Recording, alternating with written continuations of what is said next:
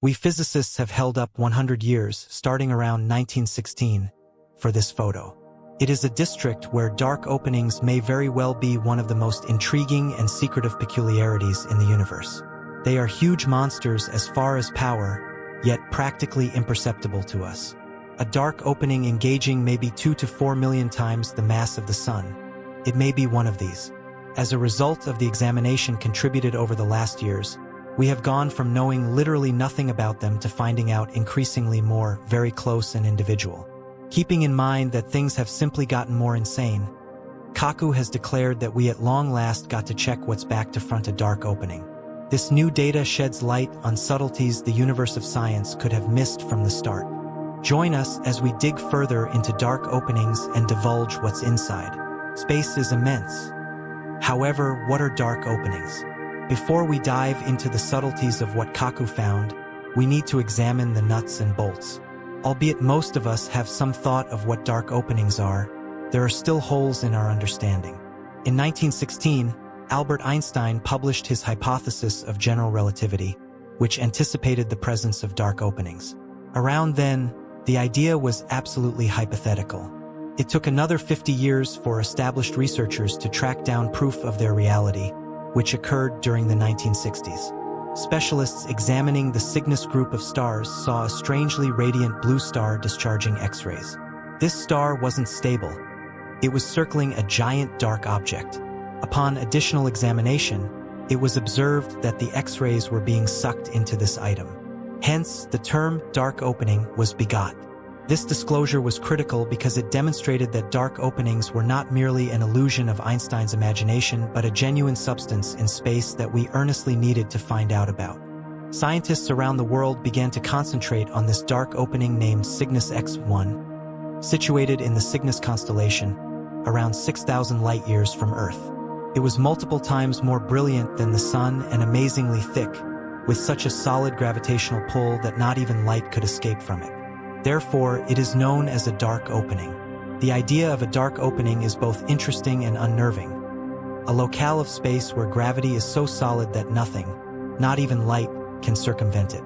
Whatever gets excessively near a dark opening won't be maneuvered into it ever to be seen again. This peril makes it considerably more critical to learn everything there is to be familiar with them. Later finding Cygnus X1, researchers began looking for other dark openings and found there might be nearly more than 100 million dark openings in the Milky Way alone. In light of the fact that they are so unimaginably difficult to identify, we still don't have a precise number. By the by, it shows up there are a few million dark openings in our very universe, making them significantly more vital to concentrate on. The principal worry with dark openings is generally gravity. Their gravitational force is extraordinary to such an extent that anything entering it packs down cosmically until it turns into a peculiarity. In less complex terms, dark openings resemble inestimable vacuum cleaners that suck everything in. Quite possibly of the most unnerving part of dark opening exploration is that if someone somehow managed to fall into one, they would be extended into a solitary line. This interaction would happen gradually, and the individual would kick the bucket before the last structure sets in. So how about we simply say nobody ought to step into one? Anyway, since they are all over, might we at some point truly be in harm's way? Notwithstanding the nearest dark opening being 500 light-years away, it is still close enough to bring up questions and concerns. In 2021, research had the option to deliver the first clear photo of a dark opening, specifically the M87 dark opening.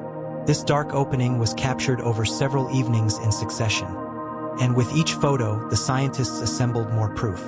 They needed to fasten the individual photographs together to make a complete picture, uncovering that there are 3 layers to a dark opening. It's not only one single expanding opening of nothingness, as many individuals accept. The cycle includes enduring the initial 2 layers prior to arriving at the nothingness part. The first layer is known as the event horizon. When you pass this point, there is no turning around. You will be sucked into the dark opening. The subsequent layer is the photon sphere, where light circles the dark opening. Any light entering this district will be caught and incapable to get away from the dark opening's gravitational pull. At last, we come to the third layer, the singularity. This is where all that enters the dark opening gets packed until it turns into a singularity, a point in space-time where the laws of physics, as we probably are aware them, separate and we can't foresee what occurs next. The density at the singularity is boundless, and the laws of physics stop existing. What makes all of this vastly more terrible is that every single dark opening studied will be altogether not quite the same as the last. They will quite often follow a similar three-layer idea, yet the manner in which they function can be incomprehensible. Typically, studying such singularities would include bouncing back on telescopes and seeing exhaustively, yet with dark openings, this isn't plausible. Researchers can concentrate on dark openings by implication, by noticing the radiation they emanate and the gas and dust encompassing them. Sending a probe like Voyager into a dark opening is inconceivable since anything that enters the event horizon is pulled towards the singularity, where it is compacted to an boundlessly little point. Consequently, we can't squander billions of dollars on probes that would simply be squashed into nothingness.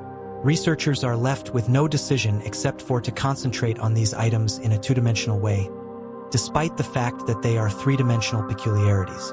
To make matters significantly more challenging, each dark opening is extraordinary, and the laws of physics separate while investigating within this implies customary strategies for logical request don't actually apply to dark opening investigations. However, scientists haven't been inactive. There are quite a large number of hypotheses and clarifications about dark openings. One convincing hypothesis is that they are made from falling stars. At the point when a star depletes all its fuel, it can never again produce sufficient energy to balance gravity, making it collapse in on itself and possibly turn into a singularity. To comprehend the nature of dark openings top to bottom, NASA researchers direct their concentration toward the center of the galaxy, M87. Astronomers noticed a strong whirlpool of very hot hydrogen gas turning at a shocking pace of 1.2 million miles per hour. The sheer power of the turning plate of gas ought to have made it fly apart, yet it didn't.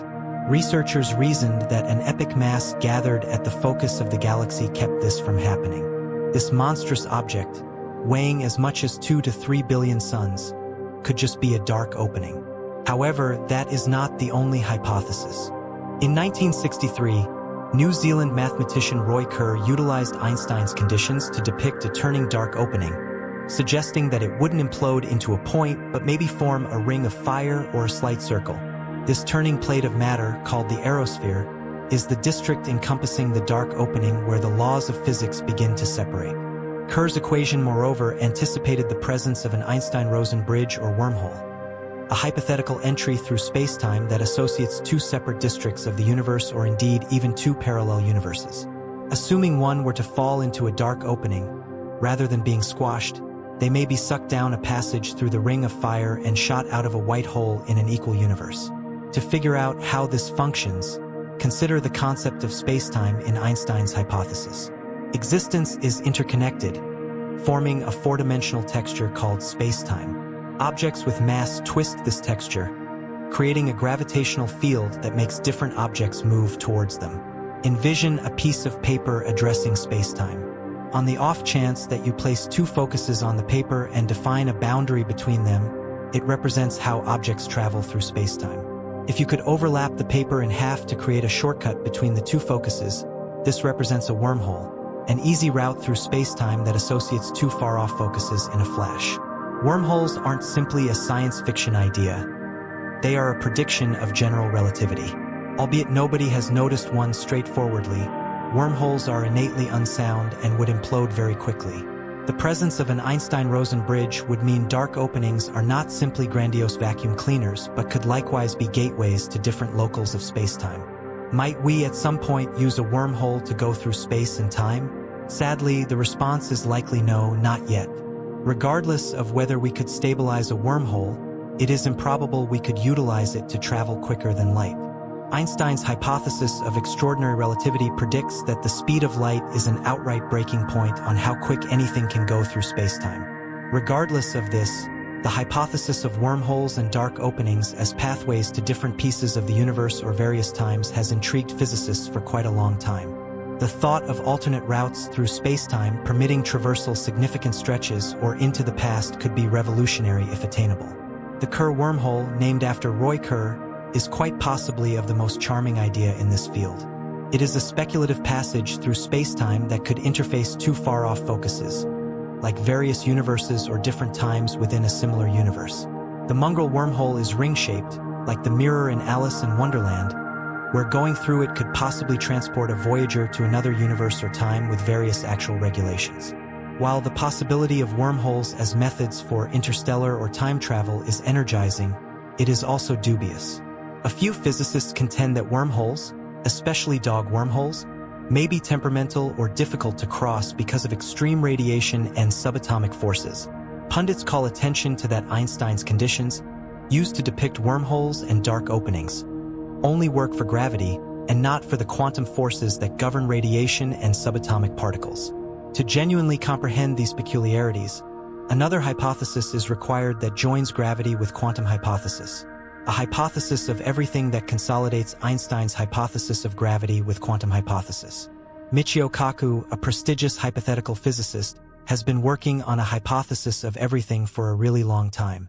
The main promising competitor is superstring theory, which joins gravity with quantum hypothesis. It suggests that subatomic particles are minuscule vibrating strings and that the universe is an orchestra of these strings. Similarly, as different melodic notes relate to various vibrations of a violin string, various particles in nature correspond to various vibrations of a superstring. Superstring theory likewise makes sense of numerous strange peculiarities by demonstrating that as strings travel through time, they twist the texture of space, producing dark openings, wormholes, and other outlandish answers for Einstein's situations. However, the additional elements of spacetime expected by superstring theory are little to the point that we can't study them straightforwardly.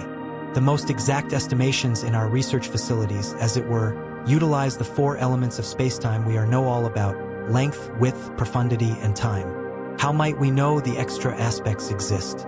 One chance is that these aspects are nestled into firmly that they are undetectable to us, like a piece of paper firmly rolled into a chamber. If you were an insect strolling on the paper, you could not notice the bend.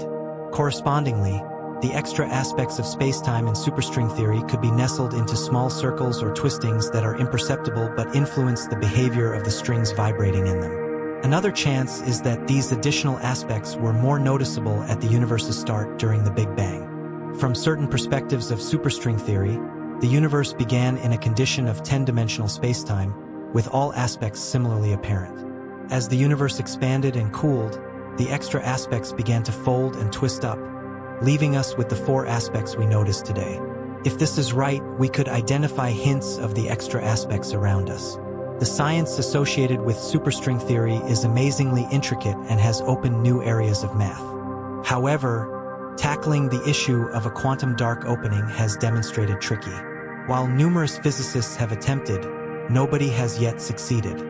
Edward Witten of the Institute for Advanced Study at Princeton has called superstring theory 21st century physics that fell unintentionally into the 20th century.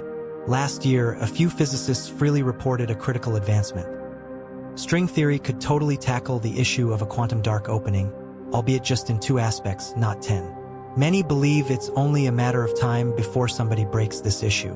Up to that point, it's still too early to anticipate intergalactic or time travel endeavors.